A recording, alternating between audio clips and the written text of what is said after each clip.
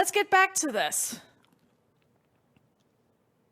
2nd November, 12:33 p.m., the Old Bailey, defendant's antechamber. Oh, there you are, Odo. What kept you, my dear fellow? Hello, Mr. Sholmes. Gina. You sure about what you said in there? That the boss, you know, actually died the day before. It's pretty hard to swallow. Gina, you'd be the one person to know this because you've been at Gregson's side this whole time. I think you would have noticed if he hasn't gotten back to you in a day. Yes, I was shocked by the revelation too, Gina. As was I. Possibly more shocked than both of you. It's not a competition, Mr. Sholmes. But I was more shocked than all of you put together. This is the autopsy report in question, is it? Yes, it's strange that there's no time of death noted. I suppose there's a simple explanation, or perhaps it was a deliberate omission. Oh dear, if it was deliberate, it puts me in mind of the last case we worked on, and Dr. Sith. I know. Anyway, it seems that on the day before Lord Van Zieks discovered his body, Inspector Gregson was investigating the Red-Headed League, so perhaps something happened with them. Come to think of it. You had trouble with those League men too, didn't you, Mr. Sholmes? You were taken in by their trick. No. Naturally, I wasn't taken in, as you put it. My sleuth-hound interest was merely piqued slightly by this rare scent of a weekly £4 income. And that scent masked the underlying scent of deception, I suppose. The two criminals in question are the pair we saw being arrested yesterday, aren't they? In Mr. Sholmes' suite, I mean. That's right, Suze, and it was me what took 'em in. Thanks to the tip-off by a good law-abiding citizen. Indeed, yours truly. So it's going to be that pair in the witness stand next, is it? Something doesn't quite make sense to me, though. The day before Inspector Gregson was found, you hadn't had trouble with the Red-Headed League yet, had you? Why would the inspector have been investigating them? Well, the likely explanation would be that Gregson's own sleuth-hound interest was piqued by the rare scent of a weekly £4 income. No. Don't tar in with the same brush as you, Sholmes. Yes, well, then there's the whole issue of Inspector Gregson being investigated by Lord Van Zieks for some reason. The Reaper, the Red-Headed League, Inspector Gregson, Lord Van Zieks, and Kazuma. I feel as though he knew we'd arrive at this point somehow. Gosh, I think you're right. What's he really trying to achieve here today? Revenge! All the answers will soon be revealed. Observe the time, my dear fellow. This recess will be over very shortly. Yes, you're right. Kazuma was determined that he should be the one to prosecute this trial. And he was determined that I should take the defense. Just what is it that he's hoping to make me see, I wonder. I get the feeling we're a long way from the end of this trial yet. Are you ready then, Mr. Sato? Yes! Well, that's loading up. Time to drink water.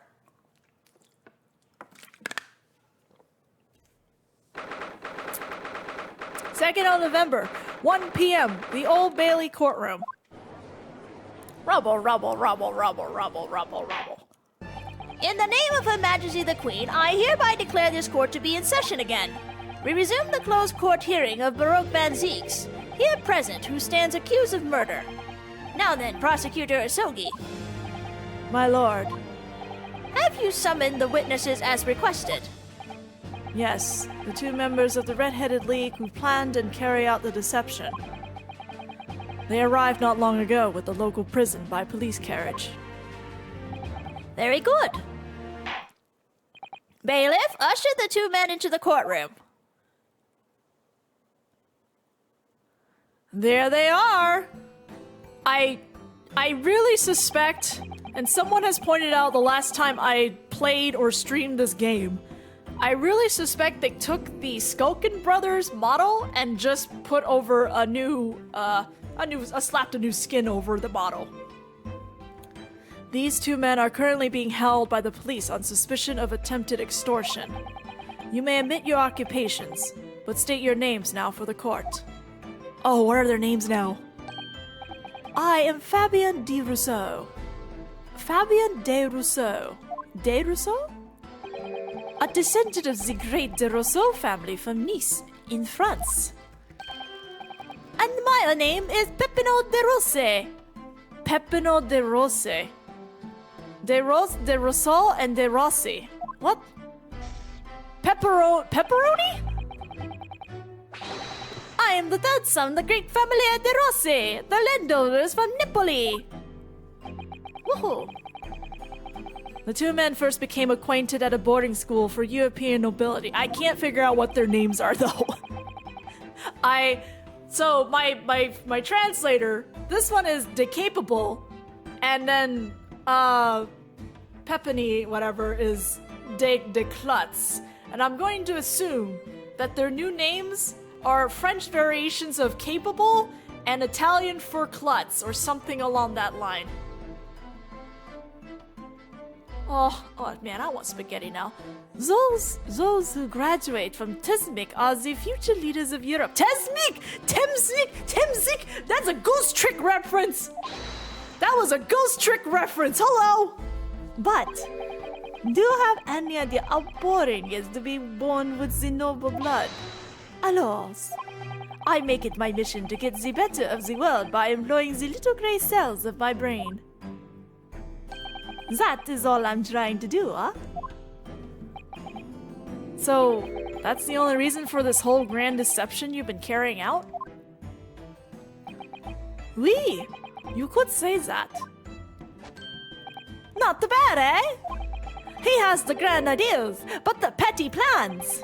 This strange combination is the charm of the hilarious brothers. Hilarious? See, couple? See, couple? Listen to me, Peppino. I have two things to say to you. Eh? Che? Are you about to tell me one of your grand anecdotes, Avia? Firstly, I want you to stop calling me the couple. And secondly, we are not the hilarious brothers. This is serious business. Che bello! There it is! The couple tropical and the pharaoh brow! It is deep, eh, couple? The pharaoh and the meaning of your words. The court has been led to believe that under the banner of the Red-Headed League, you have conspired to swindle money from unsuspecting members of the public. Is this true? Oui, c'est ça. French. And what exactly was the nature of this deception by which you planned to defraud? His accent is very thick compared to spell, though. Alas, I will explain it. No, Capo! Leave it to me! No, don't leave it to you. As you can see, we both have the vivid red hair, no? At school, we were a tease for this without pity. The couple here, he has many a times behind the school, crying like the Trevi Mountain. Where? The dogs! One day the world will respect his redheads! Every night he would bury his head into his pillow and we'd... C'est bien, Peppino, enough. I will explain the rest. The first step was the newspaper advertisement. About 1 week before the plan was put into operation, we listed the same notice in every paper in London. Yes, we saw that notice. It was this one, I believe, entitled To the Red-Headed League. Oui, c'est ça. I am honored that you have seen it. It states that the only condition for joining the league is having flame-colored hair, and that if you satisfy the interview panel and are admitted to the league, you could receive a weekly income of £4. On the date specified, red-headed hopefuls gather in droves at a park specified in the advertisement. And from each person present, this pair took an application fee of 5 shillings. And with the money, to France. It was a plan most elegant, non? No, it was most dishonorable. But to be frank, I'm stunned anybody was foolish enough to be taken in by such an obvious trick. The park was described by one witness as choked with red-headed folk, like a coaster's orange barrel. And the day on which all these men gathered to apply was the day before the victim was discovered. Crucially, these two men spoke face to face with every single person present that day. Oui, I have seen more red-headed people in one day than I will see in the rest of my life. See, and now, and every time I see a couple there, I feel sick to my stomach. Anyway, why have we been summoned here today? Sorry? That date for our trial was not until tomorrow, I was told. Naturally, neither of these men have been told any details about this trial. They've only been shown this photograph. Very good. So, Mr. De Rosso and Mr. De Rossi, you will now give your formal testimony for the court. Rousseau, on the subject of the gentleman pictured in this photograph. Of course. We are always ready to help with the law. Really? Then why did you guys become criminals? Anyway. The man in the photograph. We had more than 1,000 red-headed people assembled in the park on Lime Street that day. But I don't recall the man in the photograph. Eh, couple? None. I don't remember him. Obviously, he's dead now, but I assure you, Ian was not in the park. Alora, this victim has nothing to do with us. You have a lot to answer for, Peppino. It is your fault that we got caught in the first place. You've given sworn testimony that this man in the photograph was not present. Can you be certain? Oui, I'm quite certain. We did not interview this man. Nobody looked like this came to the park. This I can promise. It must be noted that you have been arrested for a grand deception, however. Hello. Accordingly, this court has little confidence in your assurances. Oofa! With this attitude, we get to nowhere. He's really a sulkin now. This confidential document was obtained directly from Scotland Yard. It records an entry from the inspector's private diary, dated the day before the incident. It reads, Lime Street, Red-Headed League, undercover. Ah! I have the answer! Maybe there was another similar event in the park on the day in question, eh? That is ridiculous. There is no question that Inspector Gregson was investigating the Red-Headed League, which means it's quite possible that's when he was killed. Very well. The defense may proceed with the cross-examination now. Yes, my lord. Okay. Let's go.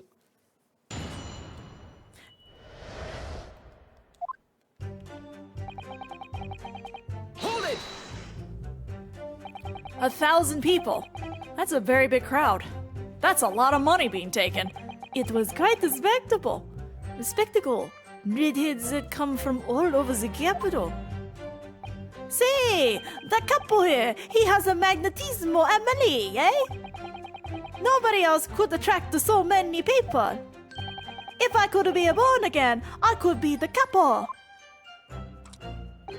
All those people wanted was the money, Pepino. The £4 per week. Are you suggesting that you spoke personally with all 1,000 applicants? Oui, that we did, because every one of them paid us 5 shillings.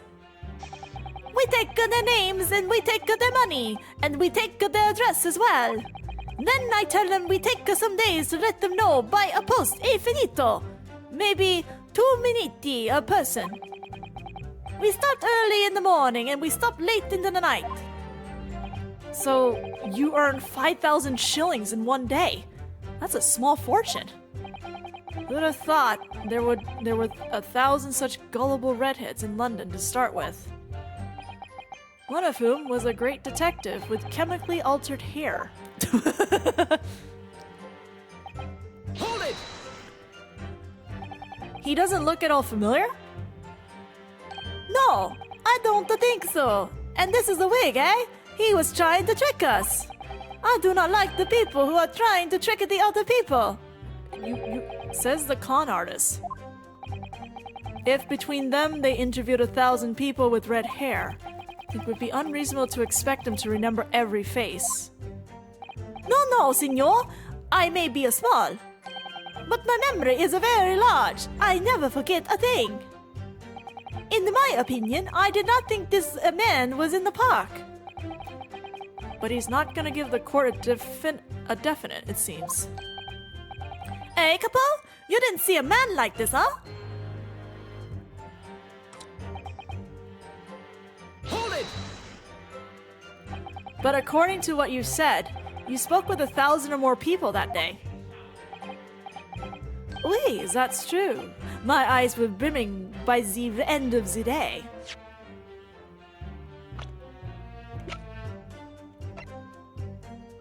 Rossi's 25, Russo is 26. Surely then, you can't actually remember every single face. How are you so certain that this particular man wasn't present? Normally, the red hair is very distinctive, eh? But not when you have 1,000 redheads crowding around. Then it is just an eyesore. But if there was some other information you could have given us, maybe then we could recall. That is not the line, Peppino. Remember, we do not remember him. We are sure of that fact, eh? If there was a man with the red hairpiece, but his mustache did not match the color, then I do not think I could have forgotten him. Kazuma said these two had only been shown that photograph and they'd been told nothing else at all.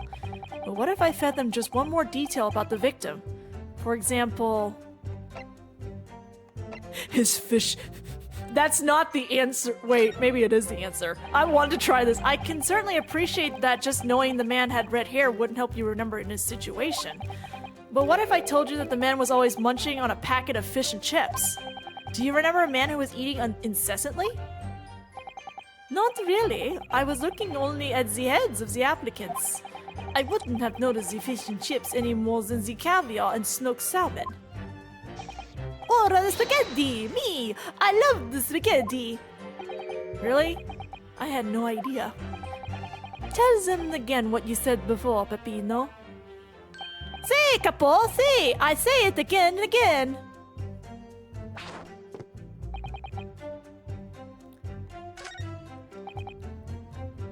Hold it!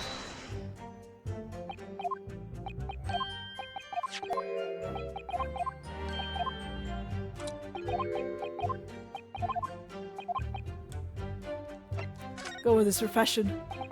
I can certainly appreciate that just knowing the man had red hair wouldn't help you remember in this situation. But what if I told you that the man in the red hairpiece was actually a detective? The man in the photograph. A detective. Yes. It would appear he found your notice in the paper, suspicious and decided to investigate incognito. Sorry, but the changes nothing. No detective came to the park. I am certain of that. I see. In any case, if such a man had come incognito, it would have just said, I am a detective, would he? Well, no, I suppose not. Sound logic, I must agree. Tell them again what you said before, Peppino. Aye, huh? Si, Capo, si! Is the best we move on. Nah, we're not gonna move on from that, but we're gonna keep pressing for a little bit before we go back to that one. But we only have your word for that. Si, but what else can we do, eh? What is that animation? True. Oofa, We are not having much fun these days.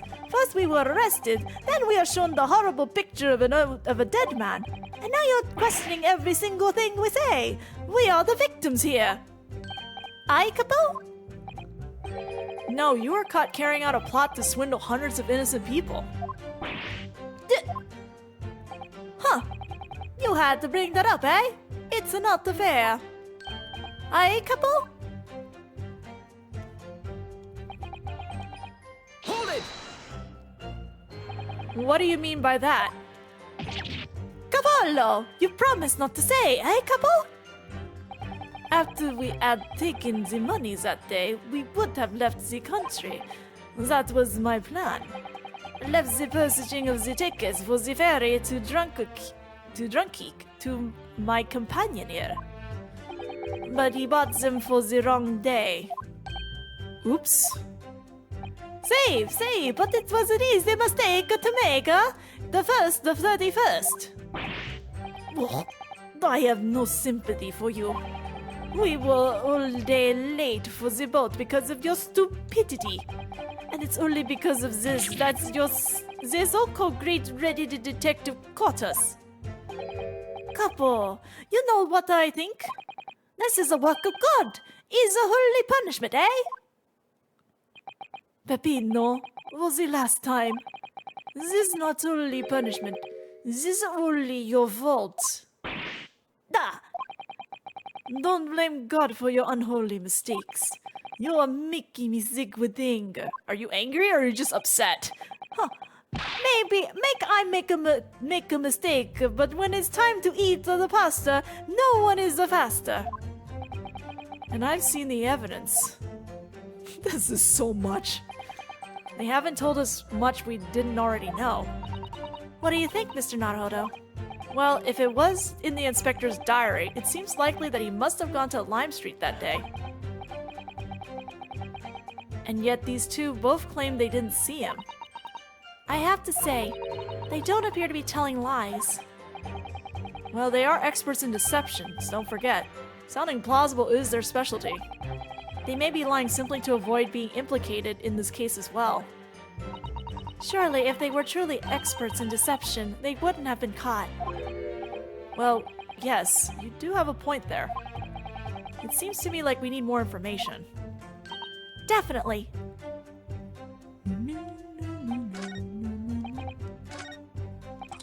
Hold it! Alright, once more with feeling.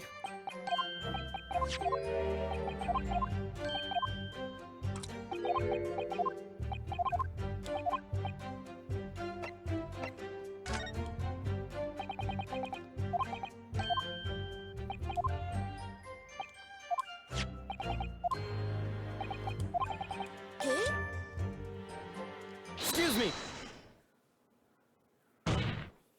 Something to add, Mr. De Rossi. Mr. De Rossi! Que? Si! I am always adding something. Parmesan, olive oil, pepper.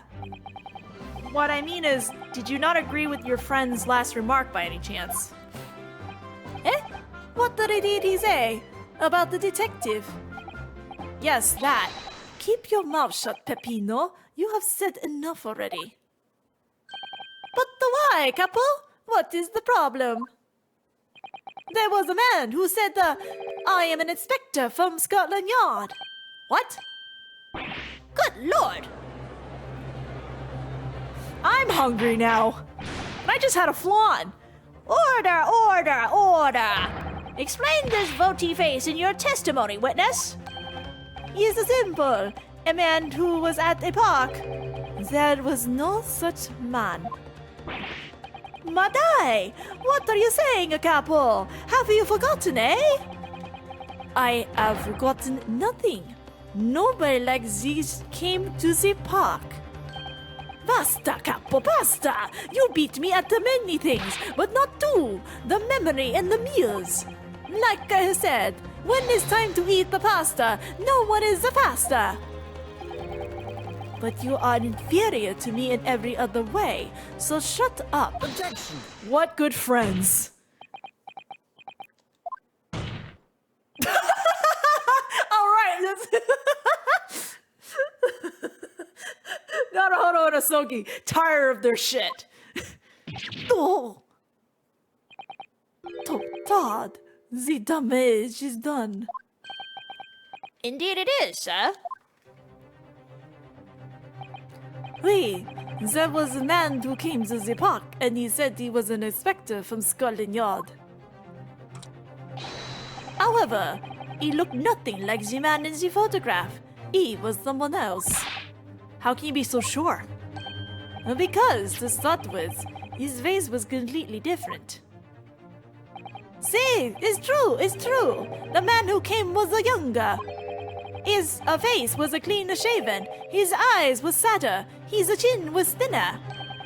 No resemblance whatsoever, then. Anyway, I was not going to be a fool.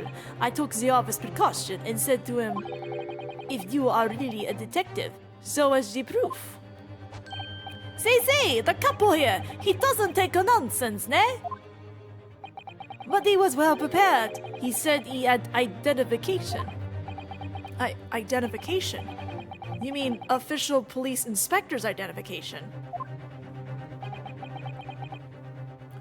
That is most unconvincing. Sorry, my lord? Counsel, no incognito inspector would offer his identification for inspection. It's quite out of the question. Definitely. Why would he expose his true identity? Clearly the papers were fake. Santo Capo, you are a genius!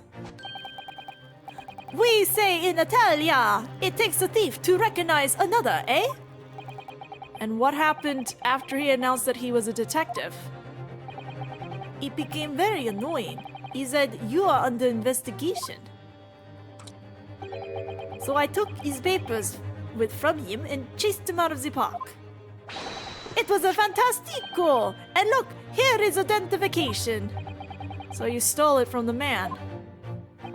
He had the gunman. He made us very scared. But he was not who he said that he was. Indeed, the person described does not appear to have behaved as a true inspector would. However, I believe it would be prudent for these identification papers to be entered into evidence. Huh, but I like them. Too bad. Inspector's identification. The identification of a man claiming to be a detective inspector, confiscated by Mr. de Rosal and Mr. de Rossi. Now, let us return to the witness's testimony. No, let's look at this thing.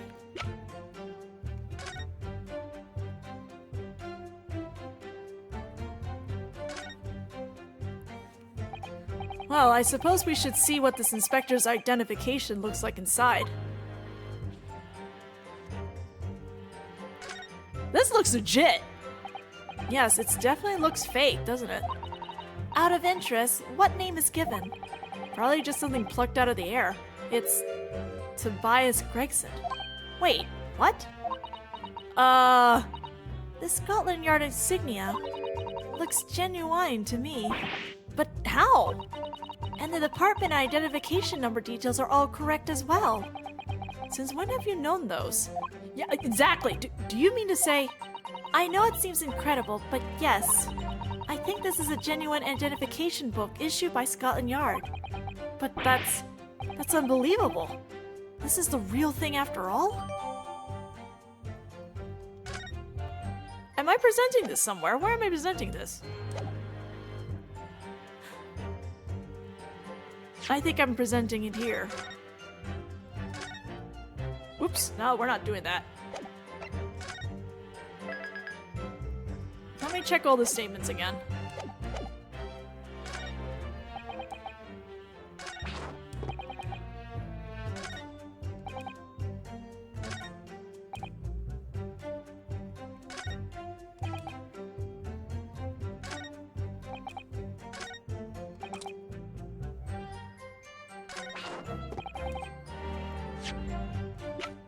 Objection! Okay.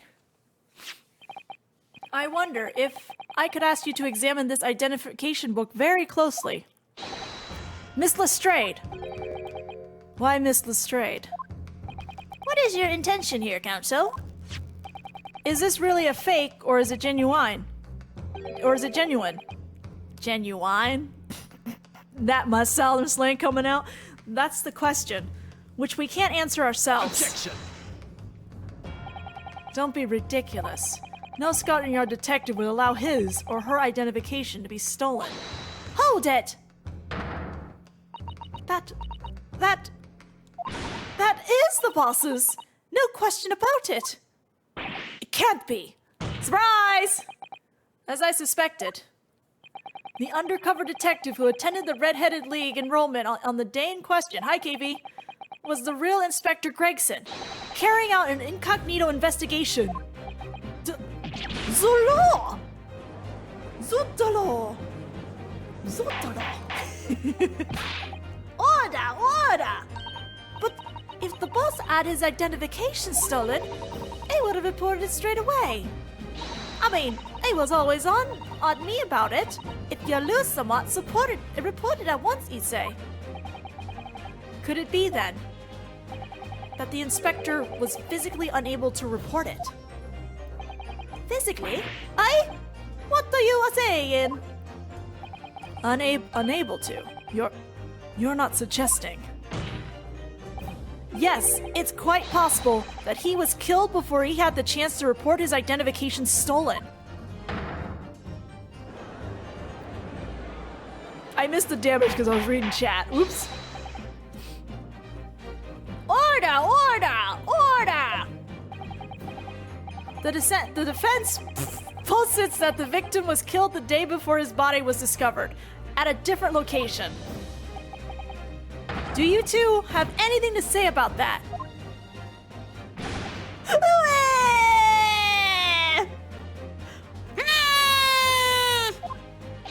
I know nothing! I don't know nothing! Pull yourself together, Pepino! Mon Dieu, you can behave a little more like a master criminal than that, none?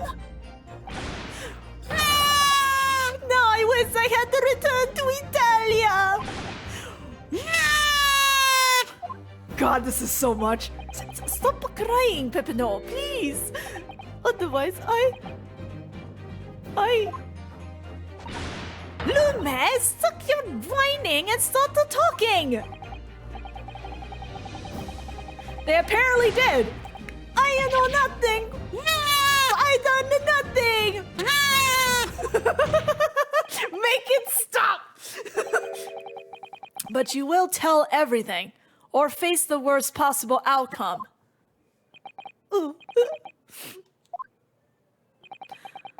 You will dry your eyes and testify again. About these identification papers and the precise circumstances under which you came by them.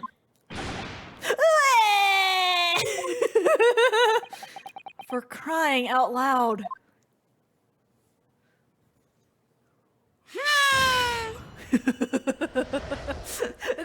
The identification. I need to drink water. Kazoo crying.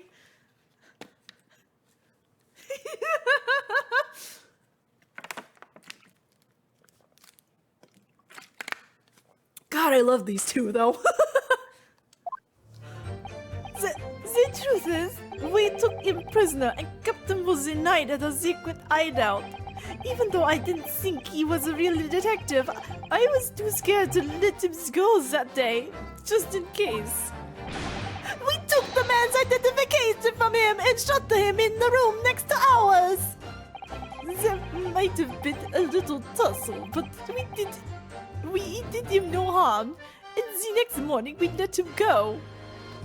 He spent the night in a nicer room. It was nothing like prison, really. God, I love this kazoo. This is outrageous. You imprisoned the man. But no.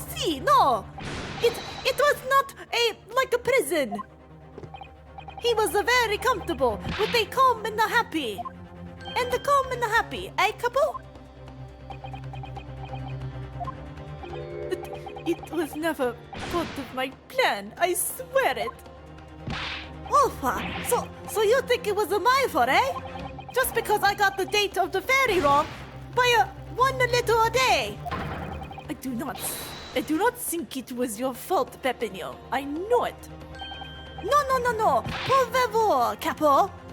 It is not fair. You shall have plenty of time for squabbling back at the prison, gentlemen. Oof, I don't believe this.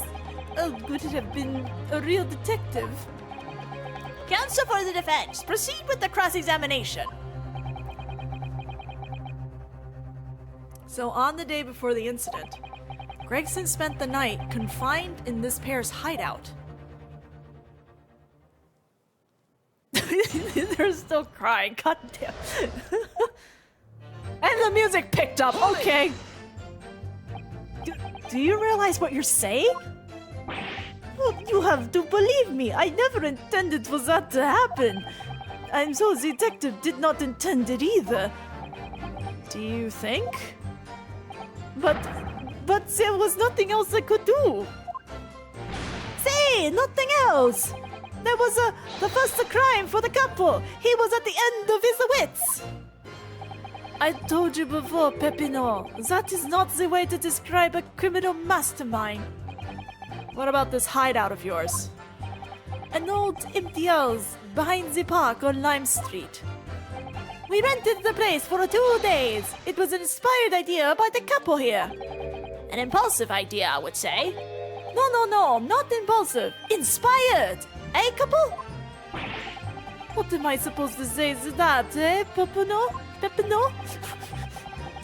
It was in the house described that you confined Inspector Gregson, was it? Oh, oui. But you have to remember, I was under the impression that he was a pretender, not a real inspector. That doesn't quite add up, though. If you didn't think the man was a real inspector, there would have been no reason to take him prisoner, would there? No, you are right, but we couldn't be completely certain. Hold it! Too scared. Why? Because why had he come to the park? We didn't know. There was a chance that he had seen through my plan. And if that was the case, he would go straight to the police station to blow the whistle on us. Even if he was just a feigning to be an inspector, he was up to no good, eh? Without a doubt. I think most people would agree that it's you two who were up to no good. Well, see, you may be right. Eh, couple? The point is, we were not able to escape from England immediately. That is why we had no choice but to take the man prisoner. What I don't understand is why the inspector felt the need to show you his identification in the first place. Say, I asked myself the same question. We were writing down the names and addresses of all the people who we took 5 shillings from that day. I have forgotten what name he said, but the address, it startled me. Say, address, Scotland Yard, Homicide Division, he said. What? He probably didn't like your face, Pepino. Anyway, I was not rude. I just politely asked him why he had said it. And that's when he started to say he was an inspector. Not long afterwards, he took out his identification. What was Inspector Gregson playing at? Tell the court what happened next. You took him back to your hideout, you say. See, we did the. Hold it! These two are fun. That being this identification book here, correct? See, that is the one. What made you believe that it was a forgery? I never seen the real one, of course. But he was so suspicious, this the man. Allora, I was thinking, it must be falso. Eh, couple? Oui, it was just as Pepino has said. We were convinced it was not genuine. And so together, the hilarious brothers, we took out the man, the captive. All we did was shove him inside a locked room. Then we made preparations to transport all of the money. In for a penny, in for a pound. Hold it! What do you mean by a little tussle exactly? Wolf, it was nothing, just a minor incident. That means it wasn't minor. The fossil inspector, he was a real piece of the work, eh, couple? What happened? Oofa, it was a disaster. We gave him a night's room. Then what does he do? In the middle of the night, he tries to escape through the ventilator. Can you blame him? We chased him, bien sûr, and we caught him again. Can you blame us? Wait, you didn't. You didn't shoot the man in your haste, did you? Not that. Who do you think we are? Of course not. I simply got hold of him again. And took him back to the room. That is an expression. Look at this expression, dude. Anyway. There was really nothing more to it than that. That's really doubtful. And the following morning, you let him go, you say? Correct. And it was an amicable parting. There was no trouble. See, we shake the hands. Say, let's do it again, huh? Let's do it again? Not a whiff of perjury here. Hold it! You took away the man's freedom. However comforted you make it sound, you were still holding him prisoner. If you say that, then I say this. There is something that takes away our freedom too, the lack of money. So we are the prisoners as well, eh? All of us. Huh? No money, no freedom. This is the truth. It'll make me mad, and it makes me sad. What can we do? Well, if you feel so disenfranchised, take money to court. Though it'll cost you, of course. Oof, there you have it. You see, that is why we need the Red-Headed League to fight for the justice. Perhaps he has a point. No, Mr. Naruhodo. All we did was to give the man a comfortable place to stay for the night. And you say it was a prison, huh? Perhaps he has a point again. No again, Mr. Naruhodo. You should have heard him snoring. Not I. If anyone was disturbed, it was us. Not much to go on, really. Their testimony does make me wonder, you know? About this pocket watch belonging to Inspector, I mean. Ah, yes, the one he treasures so much, apparently. If he was confined but not restrained, as the witnesses are implying, he would still have been able to wind his watch. That's very true, yes. So did Inspector Gregson actually die while he was being held captive by these redheads? In which case, is it possible that these two young men are responsible for Inspector Gregson's... To be honest, I find that hard to believe. Perhaps we could try to find out exactly what happened. Very wise, Mr. Naruto. Yes. God, these guys are so much. Okay, let's press U. Hold it! Again.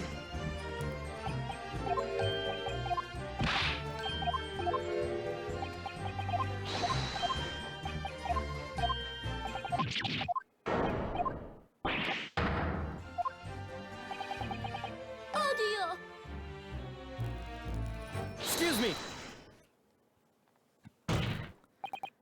Mr. De Rossi, is something wrong? Hey, me?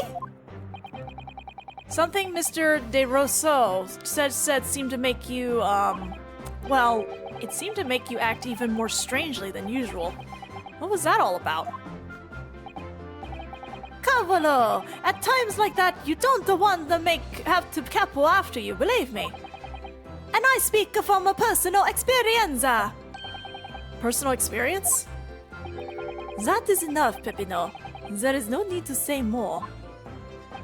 The truth is, the night before we put the Red-Headed League plan into action, I was scared.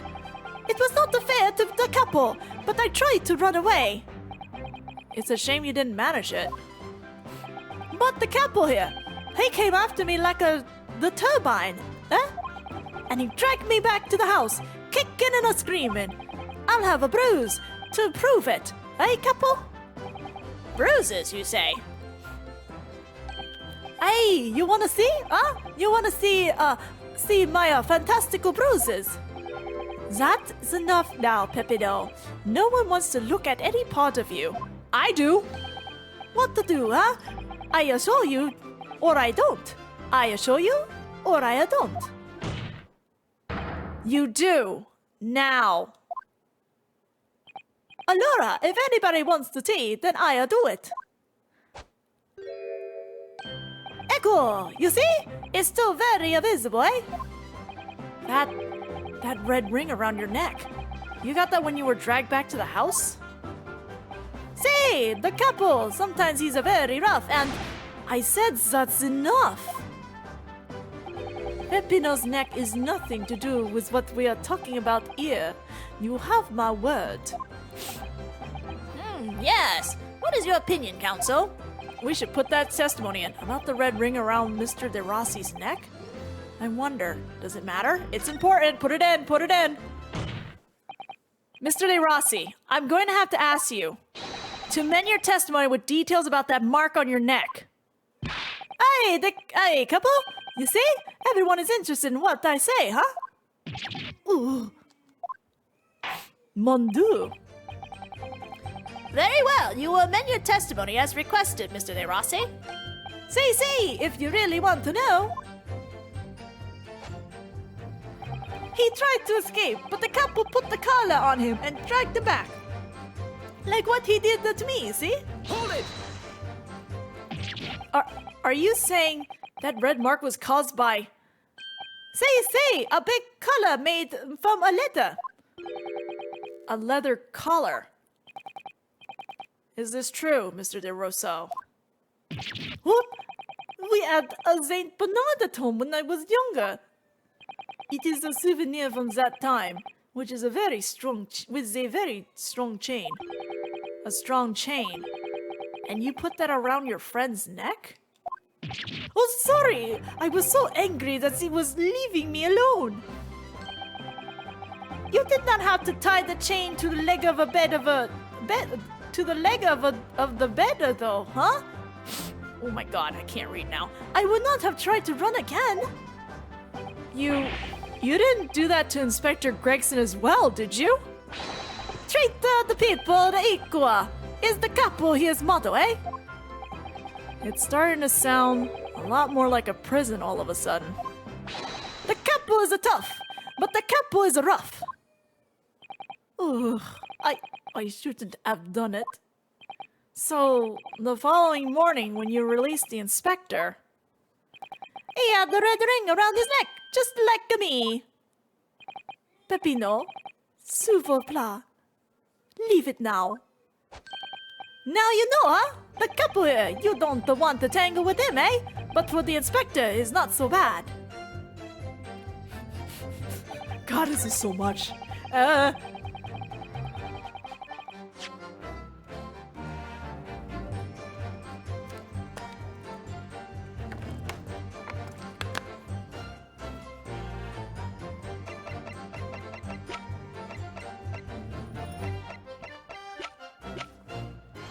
Objection!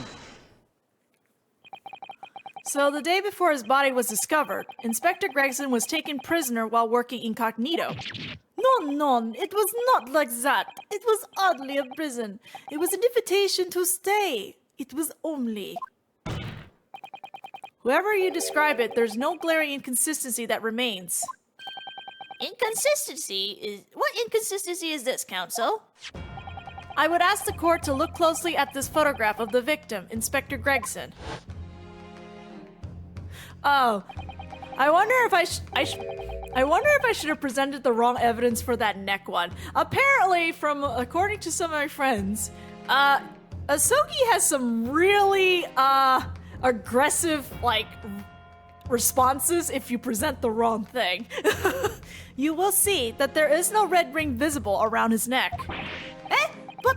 But that make no sense. It was me who took the collar off the man in the morning. And I saw the red bruise on his neck, just like I have.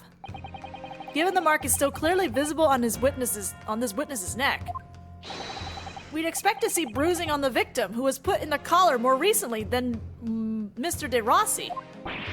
Indeed! That is most peculiar.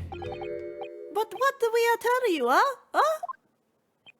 We say this from the beginning many times. Oui, Peppino is right. The man in the photograph is somewhat different to the man we sailed captain that night.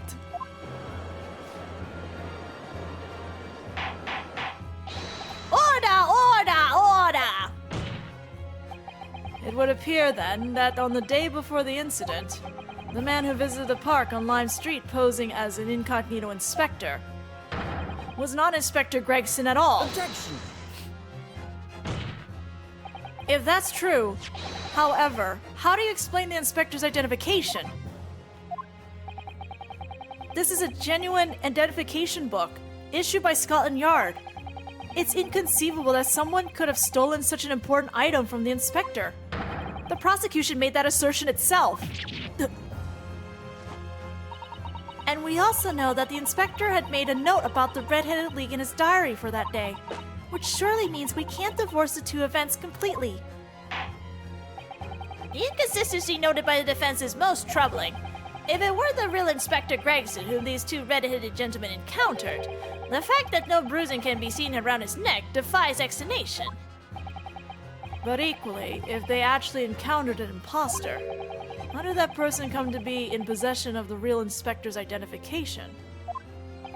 Does the defense have some plausible explanation, counsel? The whole thing defies explanation. It is for precisely these occasions that we keep meticulous notes in the court record, Mr. Naruhodo. Because those are the facts, and the facts cannot lie. No, the facts can't lie. Even when they point to something so incredible, it's almost unbelievable. Well, my lord, the true identity of the person who turned up in the park for the Red-Headed League's enrollment is revealed by information in the court record, I believe. Good gracious. Very tantalizing, Mr. Naruhodo. So why don't you help us all to see whether whatever truth it is that you've apparently seen? Who exactly was this inspector that appeared before Mr. De Rousseau and Mr. De Rossi?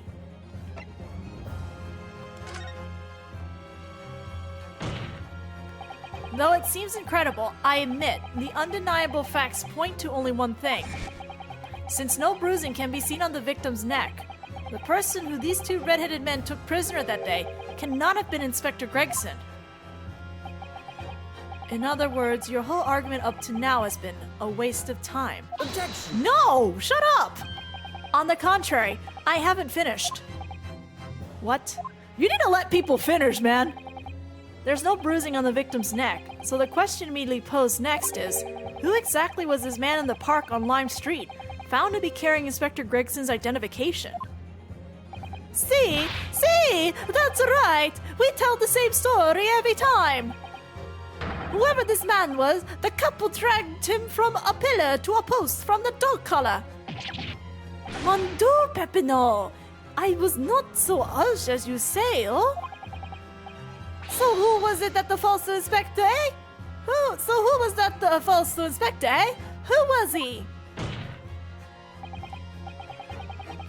Clearly the defense has an idea about that. About the true identity of the man these two imprisoned that night. I must ask the counsel for the defense to elaborate post haste. Who did the witness encounter in the park posing as Inspector Gregson?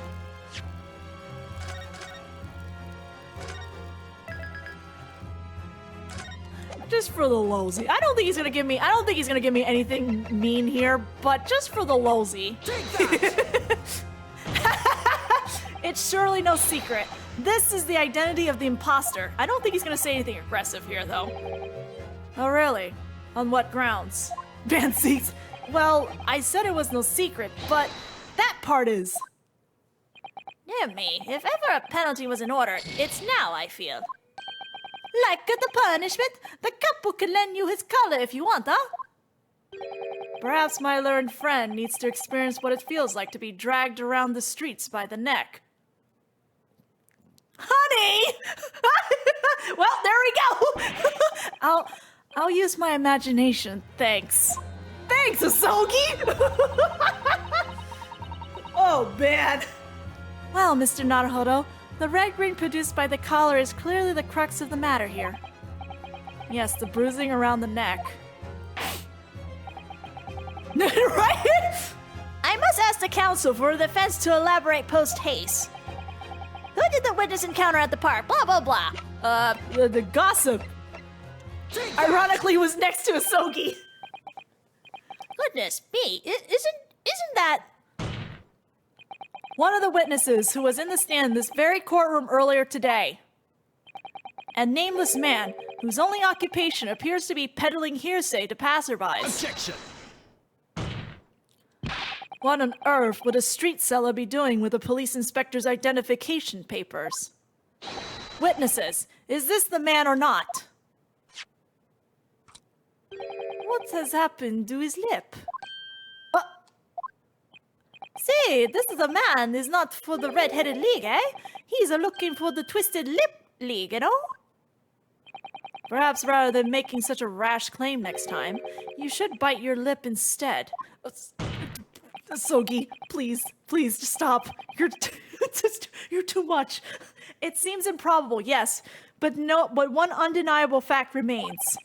During his testimony earlier, I noted something around the man's neck. A red ring of bruising. Eh? What? The defense demands that Mr. Gossip be brought back to the stand.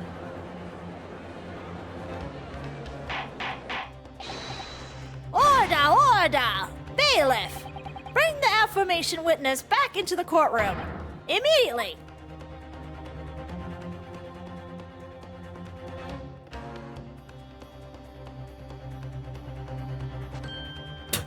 Look at these two. Well, I never. An undeniable ring of bruising, indeed. And identical to that of the witness beside him. Now what's going on, eh? I've always had this, me. It's a birthmark, isn't it? I don't think so. A birthmark, you say? I assume the reason you've been recalled to the stand has been explained to you. Aye, somewhat about an inspector again. But I'm telling you, you got it all wrong as usual. You're denying all knowledge of it. Well, of course I am. Are you trying to kill me with all this nonsense, eh? Well, at least you'll have more stories to peddle back on Fresno Street, won't you? Now, we're going to need you to testify again. And you, Mr. De Rousseau, and Mr. De Rossi, I'm sure you'll cooperate, won't you? Do we have any choice? We are in big trouble, eh, couple? That's quite enough dilatory chatter. Proceed with the testimony.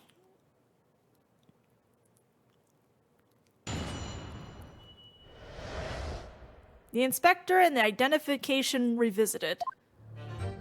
The man who claimed to be unexpected that day was definitely not this man. It's right, see? You think we would forget these grand lips, huh? I never leave Fresno Street, alright? I've no interest in any red-headed league. I'm all alone in the world, me. I've no kinfolk or nothing. Why would I be involved in something like that? Just look at me, eh? Does it look like I could carry off a disguise with a face like this?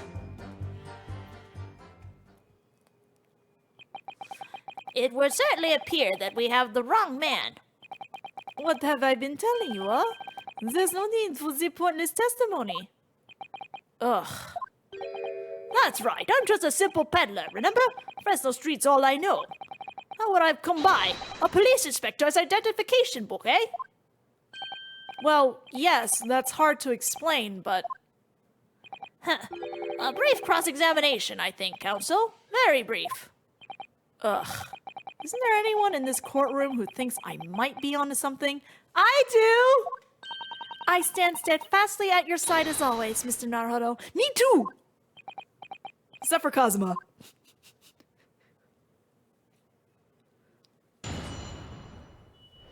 But keeping it brief, meaning I'm gonna press everybody. Hold it! So you say, but how can you be quite so certain? There is no need to hurt your hands on the desk, monsieur.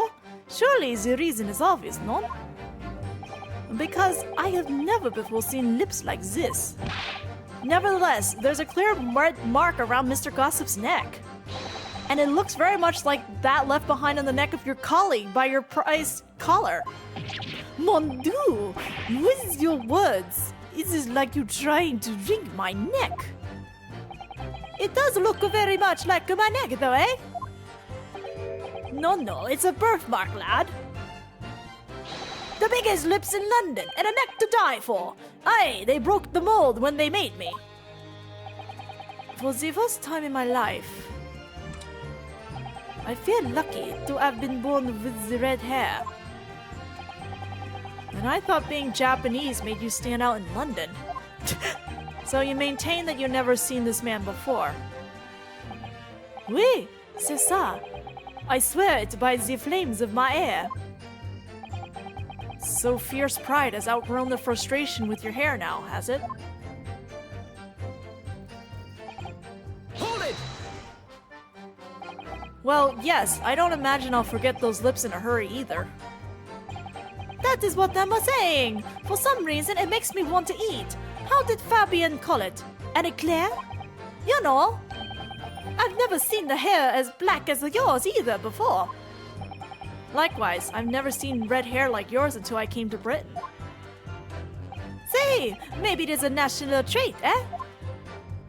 Maybe all the people from this man country have the grand lips. No, lad, I was born right here on Fresno Street, and I never left. Oofa, that is a problem, see? So you definitely didn't go to the park on Lime Street that day, Mr. Gossip. Now, how many times do you want me to say it, eh? Hold it! So, you heard of the Red-Headed League, had you? You don't get a name like Gossip for nothing, eh? I got my business to know what's going off in town. I sold that tasty tidbit to a fair few redheads that came past me. Just between us, I even got Sandwich to cop up for it. Well, he does have a very red nose, if that counts. Who knows? But as you can see, my own hair's not got a hint of red in it. And in any case, Fresno Street's my patch. You won't catch me siding off to some other part of town. No, sir. So... Not likely. Ooh, I like his voice. I see. As it happens, after I sold Sandwich that little tidbit about the Red-Headed League, he went and got himself some red paint from somewhere. God only knows where, mind. But just between us, he didn't have the gumption to dunk his head in it. Hold it! You mean you have no family? No, none, not at all. So I spend my days on Fresno Street peddling tidbits to passerbys. Hoping, just between us, this is, that eventually someone else with lips like mine will come along. Don't think so. You may be right. Anyway, that mark on your neck is just too much of a coincidence for us to ignore. Well, what's a fella to do then, eh? If you don't believe me, we're at an impasse. And there's nothing I can do but flick me lip. It looks like I'm not gonna get anywhere here, unless I can produce some proof. You're basically saying I got dressed up and posed as some fancy inspector, are you? Well, it's beyond me how you think I could do that. Just look at me. Whoop. Hold it! Maybe you could, say with a mustache, or a beard to cover up that lip. Aye, perhaps. But if I was going to stick some fake facial hair on to cover up this fine specimen, I'd end up looking like his lordship over there, wouldn't I? The judge with big lips. Pardon? I assure you my lips are entirely unremarkable. And I would ask you not to cast such scrutinizing looks in my direction, Counsel. Sorry, my lord. My imagination got the better of me there. The judge with big lips. Well, Inspector Gregson did wear a mustache, of course. You're right, he did. So perhaps he was hiding something himself. He could barely have hidden a crumb in a mustache of that size. And anyways, the detective we spoke with had no facial hair at all. See, the couple was right. He was a clean-shaven. It certainly seems beyond the realms of possibility that this witness could have disguised himself as the victim.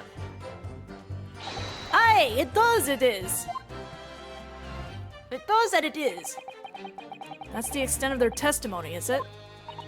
What's your feeling, Mr. Naruhodo? Well, what Mr. Gossip says is undeniable. It would be all but impossible to hide those lips with any form of disguise. Perhaps yes, but nevertheless, the mark around his neck is equally undeniable. And it's identical to the one that Mr. de Rossi suffered. Yes, that's true. But why does this whole disguise idea just keep playing on my mind?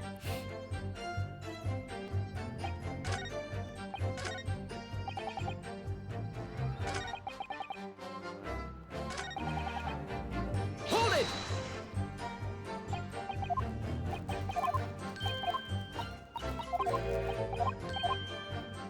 Is that so? Excuse me! Mr. de Rousseau! Who? Oui? Can I help you? Did Mr. Gossip's word just now lead you to remember something relevant, perhaps? It was the other day when I was looking for a place near the park. A small house or something. To be the headquarters of your Red-Headed League, yes. I visited an housing agent on Lime Street, and there I saw him. This man was paying money to the agent. What? Mr. Gossip with a housing agent? Oui. He had some kind of contract in his hand, and they were clearly discussing terms. But no, you're mistaken, chum. I've never left Fresno Street, me. Like I said before, you're mistaking me for someone else. Someone with the same face. No, the couple's right. I remember it too. He was paying the man with the banknotes.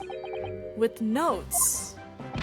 Like I said, that wasn't me. I was curious why this man with the dirty clothes had such much money. So much money. So I looked at the name on the papers. And what name was written? Mr. Gossip? No, this man, he lies. He tells you that he has a no name. But in fact, his name is Hugh Boone, huh? He's better than Mr. Gossip, I think, see? No! Uh-oh. I'm a peddler of tidbits of information, like I said, on Fresno Street. And that's that. I don't know much like folk talking about my personal life. Much like. Indeed. And it is not the intention of the court to invade the privacy of witnesses. Very well. I shall respect your wishes, sir. The affirmation name shall be redacted from all court records of this trial, assuming no objections. Thanks, Naruhodo. I'm sorry, my lord, but the defense does object. Because the name just mentioned has a very deep significance to this case. Good gracious. Do you similarly object, Prosecutor Asogi? As it happens, my lord, that particular name has already been mentioned during today's proceedings. Well, I never. In what capacity? Hugh Boone. The name of the leaseholder of the room. Let me put this very simply. The victim's body was discovered in your rented room. I suggest, sir, that you start talking. Well, all right. I suppose that might be the case, eh?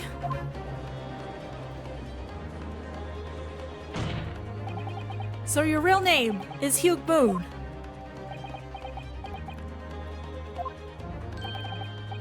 Well, just between us, I don't like to blow me own trumpet, but there's no finer peddler of tidbits in town. So I happen to be able to afford a grubby little room in a falling down backstreet house. You do? And once every 6 months, I go and pay the rent to the agent on Lime Street.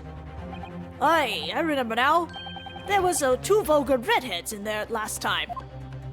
Aye? If either of us are vulgar, it is not me. Think again, Pepino. Why didn't you bring this up before? It's like I told you already. I don't like talking about my personal life. I'm a tidbit peddler as far as everyone else is concerned. No fuss. You will update your testimony to include this most surprising revelation, Mr. Boone. If I must.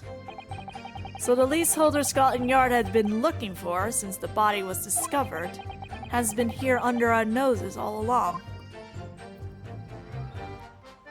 Aye, I rent the room where that fella was found, it's true. And what difference it makes? Hold it! So, you live in that room presumably, do you? No, I don't live there. What do you think? There's no bed, is there? Just a desk. Then, why would you want to rent it? Well, I don't think I should have to say, really. Then how about the notice board in there? Which was covered from top to bottom in confidential documents only the police should have had access to. No, that board's not mine. The inspector must have brought it along. It's only the other bits and bobs that belong to me. The desk and the chair and that. People don't generally carry enormous notice boards around with them. The real question is, why was Inspector Grayson killed there, in your room? Well, obviously, I've not the faintest idea. I mean, it's causing me no end of bother, to be honest. It seems to me that Mr. Mr. Boone, would rather as little as is known about his room as possible for some reason. Yes, it does come across that way. And more importantly, knowing that the scene of the crime is actually his room completely changes things. In particular, there's one part of his testimony that's really bothering me now. That's how I'm finally going to undo this man.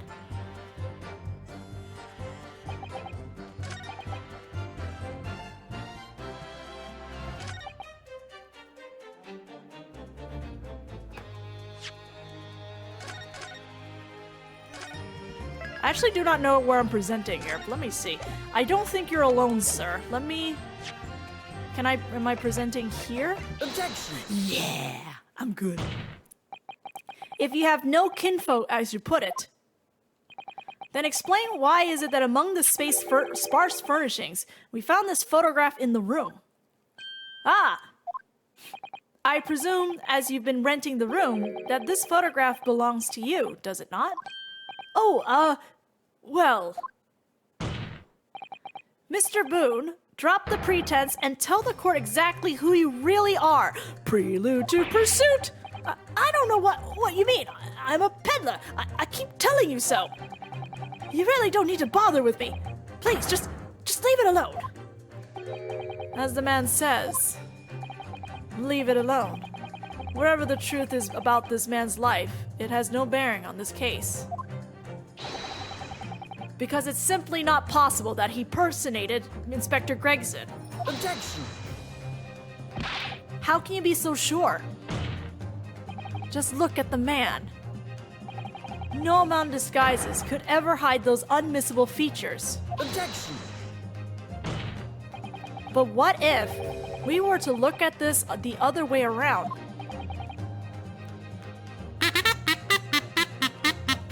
What do you mean? Yes, counsel, what do you mean?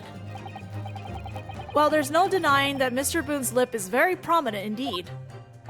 But consider the possibility that his prominent lip is itself part of an elaborate disguise.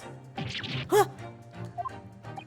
Then hiding that prominent feature In other words, revealing his true face would make an utterly impenetrable disguise. Wouldn't you agree, Mr. Huge Boom? Ah! Do, do, do, do, do, do, do. Witness, are you still hiding the truth from this court? If that is his disguise, then underneath it, his true identity must be... Yes, that's right. There's really only one person he could really be. My lord, the defense believes it can reveal Mr. Boone's true identity to the court. No. No, please, no. Very well then, counsel. What is the true identity of this peddler who goes simply by the name of Gossip on the street? Take that! Your real name is actually Mr. Visual, isn't it? Mr. Daily Visual. Ah! I don't recall that name, counsel. Who is this Mr. Visual?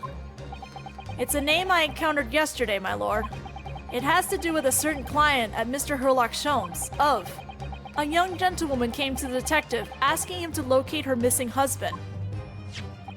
The woman in this photograph, in fact, this is Mrs.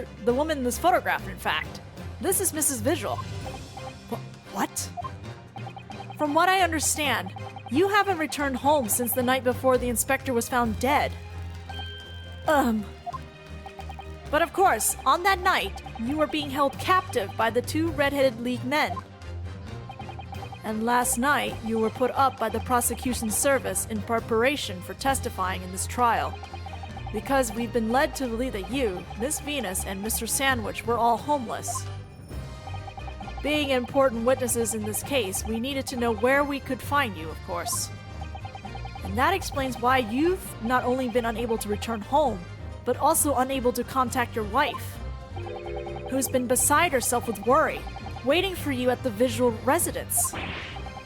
No, you just hold on a minute. What am I talking about? Really? It's a simple enough matter to confirm my suspicions. All we have to do is pull off that disguise. No, please. Bailiff, bring soap, a sponge, and a washbowl at once. Mr. de Rousseau and Mr. de Rossi, you will restrain the witness. Oui, my lord. Si, my lord. They're having too much fun. No! Stop! Stop! Get off! Don't! Oh, while that's going on, getting a drink of water.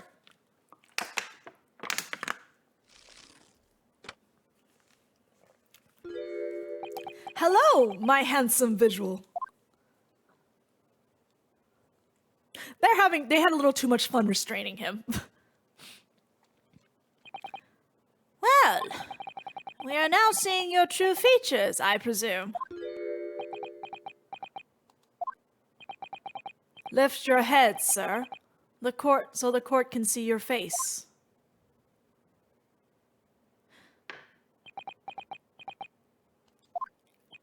It would appear that the defense counsel's assertion was entirely correct. This has all been a very elaborate deception. So, witnesses, tell the court, have you seen this man before? I don't believe it, but... Say, there is no question. This is the inspector we saw in the park. Extraordinary. On the day of the Red-Headed League enrollment, the man claiming to be Inspector Gregson who appeared before Mr. de Rousseau and Mr. de Rossi in the park was you, disguised as the inspector. Or rather, was you posing as the inspector in no disguise at all? Mr. Vigil was formerly employed as the chief warder at Barclay Prison. The chief warder? Then your career had promise. Why, you would quite possibly have become the future governor of the prison. What on earth have you been doing, peddling tittle-tattle on Fresno Street? Well, it's been 10 years since Mr. Visual worked at the prison. 10 years.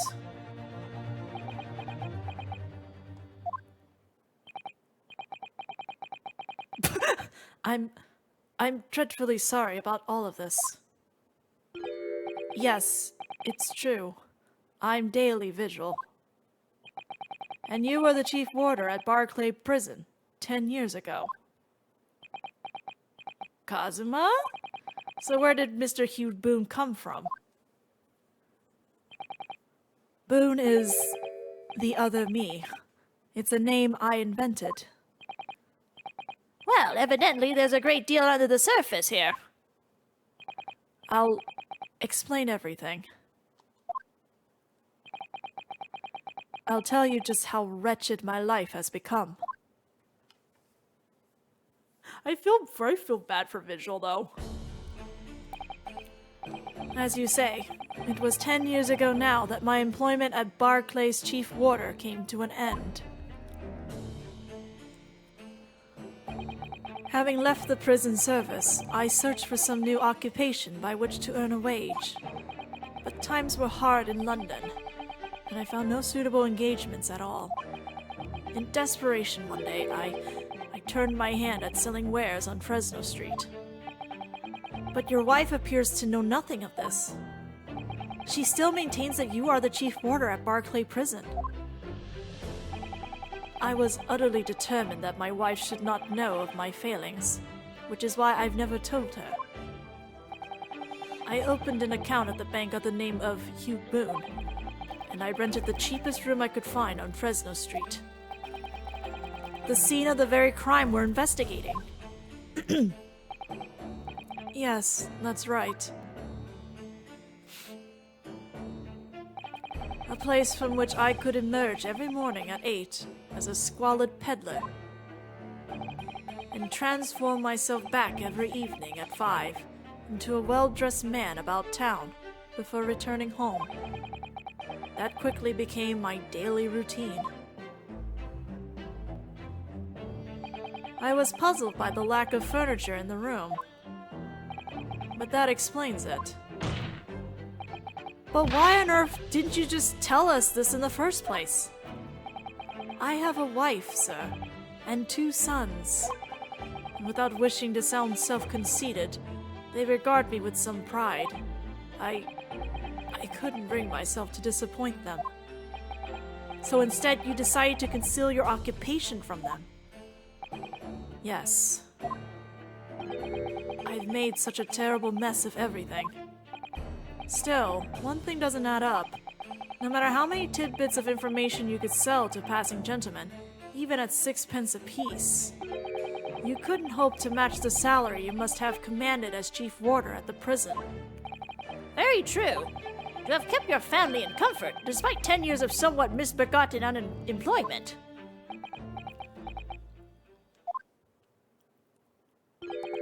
That was all thanks to Inspector Gregson. What? Inspector Gregson? What on earth? It was some years after I invented Boone and begun my other life as a street seller. The inspector, that is, recognized me one day. Do you mean to say the victim was an acquaintance of yours? I knew him from my time working at the prison. When he saw what I'd become, he was deeply troubled for me and my family. And from that day forward, he visited me on Fresno Street with increasing regularity. Then one day, he asked me if I would carry out a secret assignment for him. A secret? What was it? I was to impersonate the inspector. What? Impersonate him? Rubble. We always met in that little room so the inspector could brief me. Visit Orgshiz tomorrow and take a statement from the proprietress. It was always something along those lines. Surveillance work, interviewing people. On those occasions, he would lend me his identification so people would believe who I was. My instructions were to make an impression, to let people know that Inspector Gregson had been at work. And for those services, he had compensated me financially. A Scotland Yard inspector willingly relinquishes identification into your care with intent to deceive. That, as I'm sure I need to not point out, is a very serious criminal offense. But why? What was the point of you impersonating him? I truthfully do not know. All I can say is that the inspector warned me on numerous occasions. Now remember, Vigil, I need your solemn word. You don't blab about this to anyone, alright? Ever. Even if, well, if I end up a croaker. Gregson! What the heck?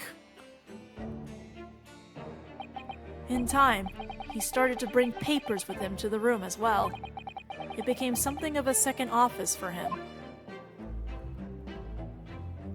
Well, Gregson's dead, so he can't do anything about it. So, in fact, the person who declared himself to be Inspector Gregson at the park on Lime Street was really... Yes, it was me, acting on the inspector's orders. As usual, I removed my boon disguise, and then went as instructed to the park, armed with the inspector's identification book. It never occurred to me that the bruise on my neck might give me away. Oopsies!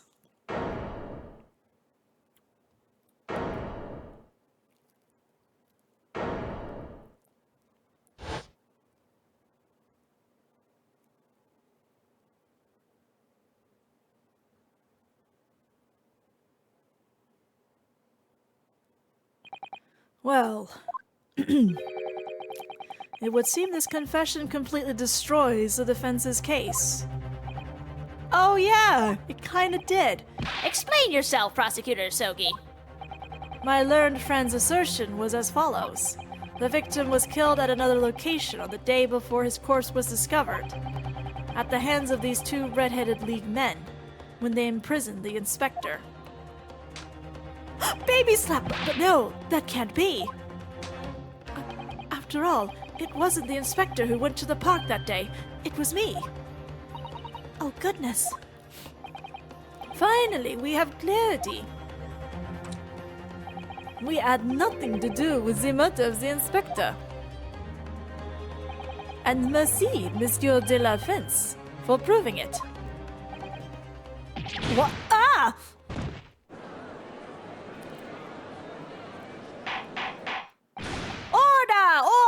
Order! Indeed, it would appear that we have reached a de facto conclusion of sorts. These witnesses had no involvement in the murder of the victim, as proven somewhat ironically by the defense. Ugh. The judge is like, I'm not even surprised anymore. I hereby call an end to the cross-examination. Hold it! Oh no.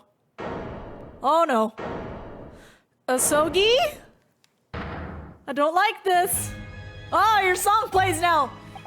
Pardon me, my lord, but with your permission, I would like to pose one further question to the witness. Kazuma? What question, counsel? It concerns the events of 10 years ago. I believe you would have been present at a very significant execution that was carried out at the time. 10 years ago. Ooh, the execution of the professor, Genshin Asogi. I want to know exactly what your involvement was. Huh? Answer me, man. One moment, counsel. Is this related to the current case? Naturally. It is the prosecution's belief that this case and the events of 10 years ago are inextricably linked. Does the defense concur, counsel? Kazuma, you're not yourself. You're not as calm and collected as usual. Poor Kazuma-sama. No wonder he's acting this way. Mr. Vigil's memories of what happened 10 years ago would tell the tale of Genshin Asogi's last moments. His own father. I know. I do understand that. But even so... Kazu... Prosecutor Asogi... Do you genuinely believe that this question requires an answer in order to learn the truth behind Inspector Gregson's death? I need you to trust me. Please.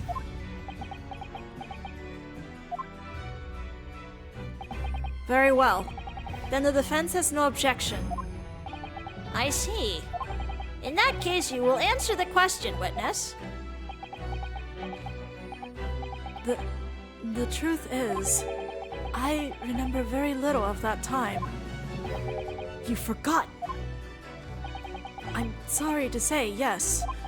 As I said, I resigned from my role at the prison 10 years ago. But for some particular reason, my memory of the events leading up to that moment is extremely hazy. He's not happy. Does that not strike you as strange, Mr. Naruhodo? Sorry? Well, 10 years is a long time, but to have forgotten the reason why he left such an important job. Yes, you're right. And not only that, Mr. Vigil's claim contradicts what we already know. The human spirit is a fragile thing. It's broken all too easily. Which is why we have a tendency to wrap it up for protection. Sorry? The human spirit? I'm afraid I don't understand what you mean. When we experience pain and suffering that we feel unable to bear, we block it out, obliterate it from our memories, seal it away. But it never truly leaves us. If the seal is broken, the memories resurface. This is like literally breaking Black Cyclops. And when they do, that fragile spirit may finally be crushed. But I really don't... Kazuma-sama. But if it must be crushed, then so be it. Because the truth will not stay buried. It's coming out, one way or another. I'm sweating here, Kazuma, no! Right. Now I understand. It's clear what his intentions are. He means to expose the truth, at any cost. Perhaps if I pointed out the contradiction in what Mr. Vigil claimed earlier, it might cause some crucial memories to return to him. But should I? Should I present the evidence or not? Do it! I have no idea how this is going to go. But this is a court of law, and I have a duty to pursue the truth. Mr. Vigil, I'd like you to take a look at this. Evidence that clearly contradicts your version of the events. Take that! Just a few moments ago, you made the following statement. I resigned from my role at the prison 10 years ago. Well, yes. In other words, you claim to have left the post of chief warder of your own volition. Well, yes, of course. Why? Tell me. Do you remember seeing this document before? No, I don't. This is a dismissal notice ordering the immediate termination of a prison staff member's employment. A dismissal notice. And the name on the notice is yours, Mr. Vigil. What? It's mine? So you didn't resign from the prison service at all. For some reason, you were dismissed as chief warder from Barclay. No, there's been some mistake. I'm sure. I'm sure I tendered my resignation. The dismissal notice is nonsense. Isn't it? Oh, this song! If you were forcibly dismissed, there must have been some good reason. Clearly, you did something. Mr. Vigil, it's time to break the seal and have you remember. God, this music. According to the few remaining records, the final execution that you supervised was on the 17th June, 10 years ago. And on that day, something very serious took place at Barclay Prison. The 17th of June. Was that the professor's execution? Professor. As you were the chief warder at the time, it stands to reason that you would have been present throughout the proceeding. It does sound familiar. And yet, that execution never took place. The convict, ostensibly executed earlier that day, later re-emerged from his grave. The convict came back to life. In the cemetery in the middle of the night, there was a witness. However, the witness claims that a moment after he saw the convict clambering out of his grave, a gunshot rang out from over his shoulder, and the bullet pierced the professor's chest, killing him instantly.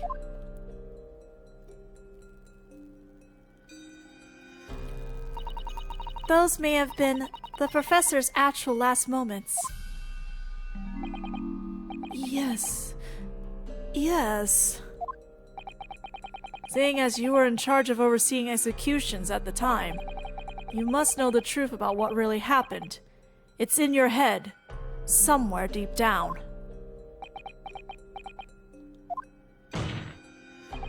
Well, Chief Warder Daily Vigil, I know there are memories in your head that can explain what happened on 17th June, 10 years ago. And now it's time for you to drag them up.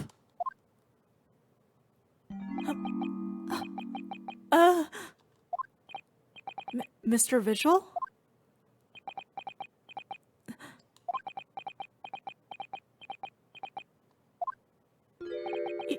Yes, the whole prison, it was complete chaos. The prisoner escaped. He was killed in the cemetery. The shocking news ripped through Barclay like a hurricane. What? What?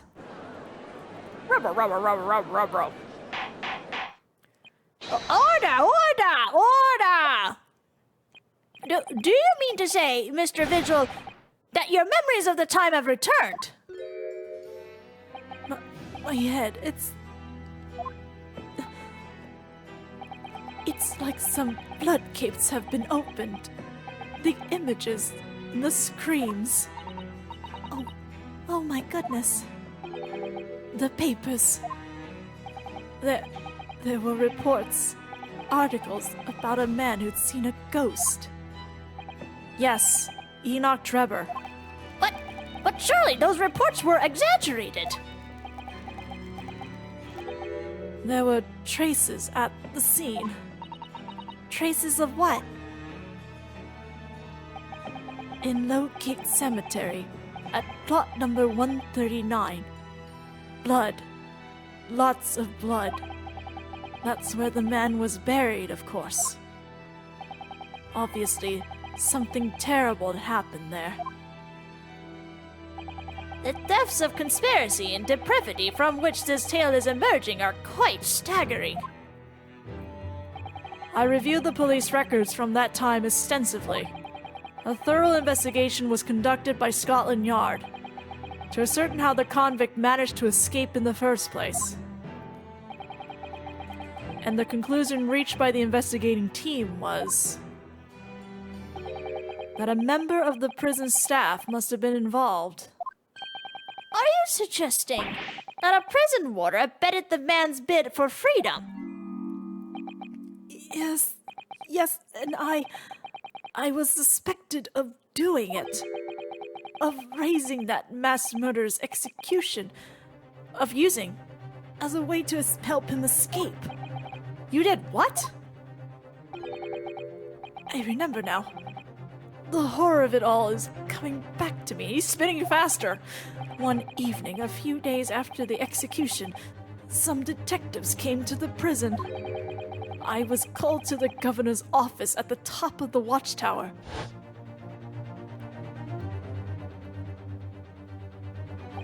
I'm sorry, Daly. This is a serious business, but I can't help you now. As a chief warder, you were responsible for overseeing the execution of 4, eh?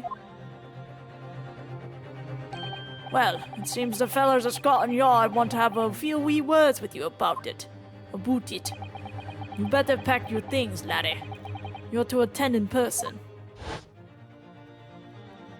As soon as he told me that, my mind just went completely blank.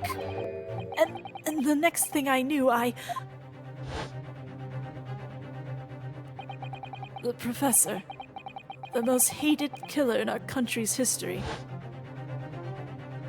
And I let him escape. I'm finished. My life is over. Ah! Well,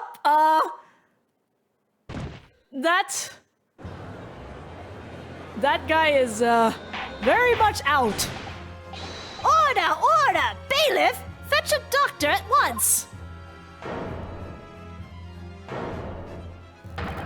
Court is adjourned for today with immediate effect. Holy that was an So, expression. Oh, With Mr. Vigil's collapse, proceedings came to an abrupt end for the day.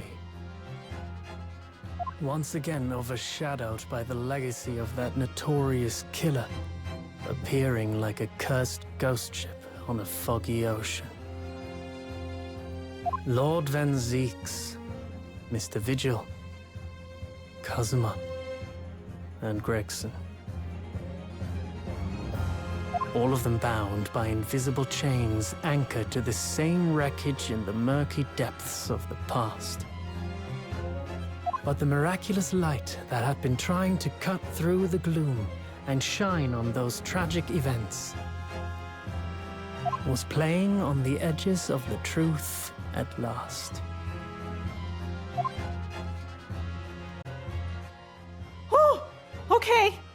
okay. All right, we're fine.